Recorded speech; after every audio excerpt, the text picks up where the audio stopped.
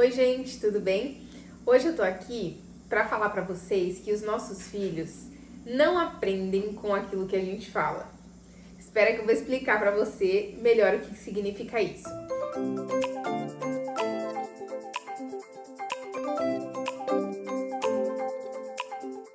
Muitas vezes a nossa educação em relação aos nossos filhos, ela tá muito concentrada naquilo que a gente fala. Então a gente acha que a gente ensina o tempo todo falando.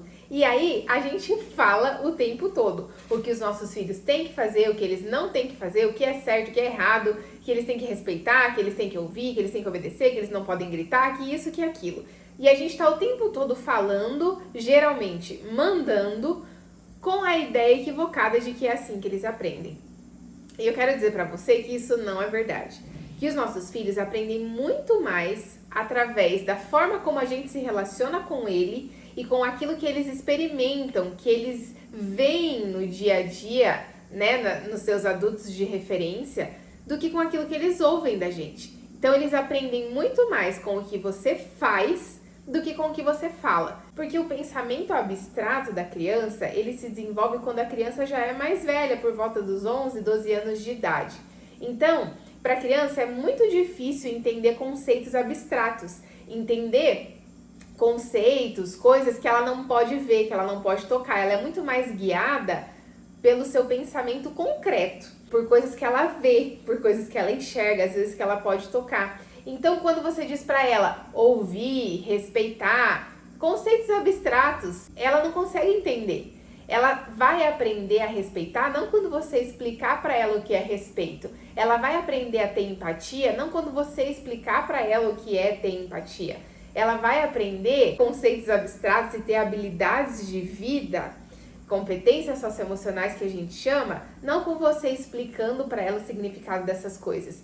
Mas ela aprende de respeito quando ela vê respeito. Então a criança respeita não porque ela sabe o que é respeito, mas porque ela vê isso acontecendo no seu dia a dia e ela simplesmente reproduz. Isso quer dizer que a nossa fala não importa?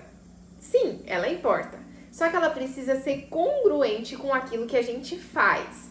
Se a gente for analisar isso na prática, olha só.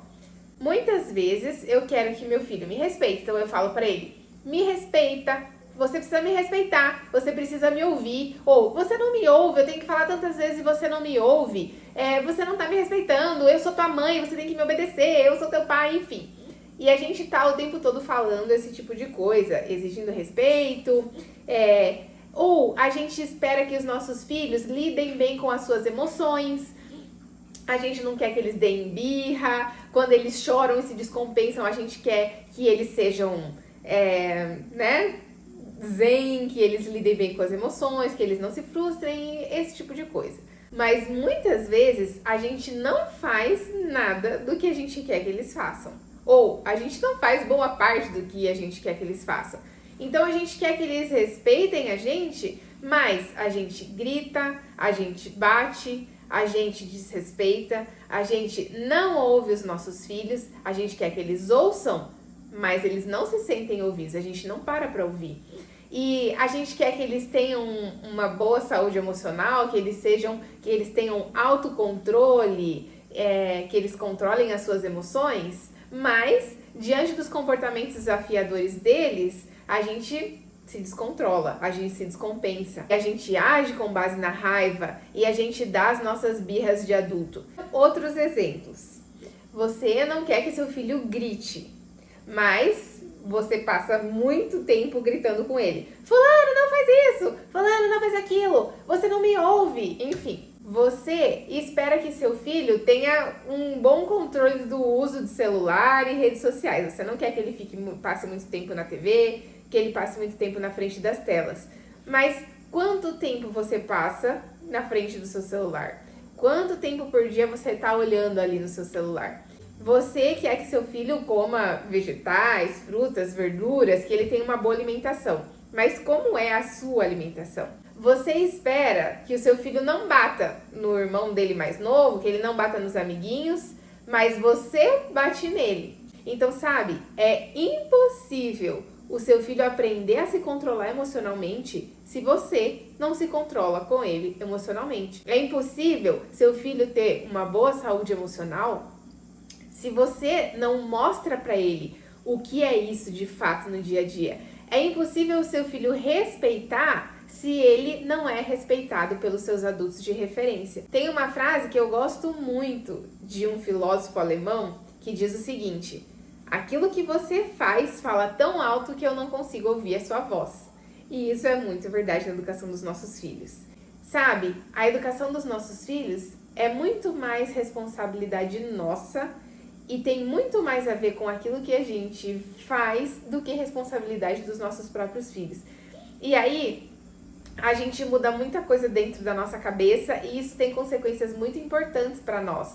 Porque a gente para de culpabilizar os nossos filhos por muita coisa, a gente para de responsabilizar os nossos filhos e de, às vezes, de rotular, sabe? Porque às vezes a gente pensa, ele é assim, ele é difícil, ele não obedece, ele faz birra, porque ele isso, ele aquilo. A gente às vezes quer rotular, quer diagnosticar os nossos filhos. Então, eu já vi muitas vezes crianças sendo diagnosticadas desnecessariamente. De crianças que são diagnosticadas com TDAH, crianças que são diagnosticadas com transtornos que na verdade são só um reflexo daquilo que eles estão experimentando nas suas casas.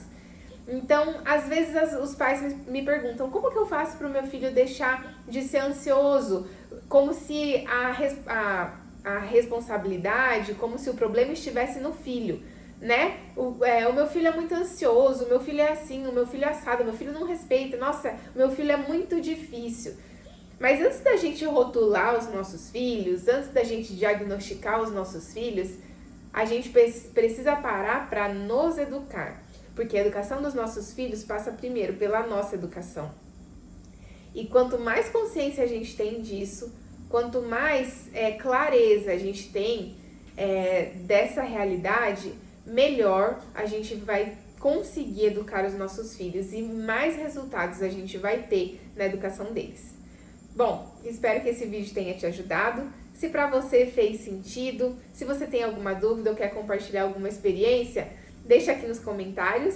E se pode ajudar outras famílias, compartilha também. Um beijo e até a próxima!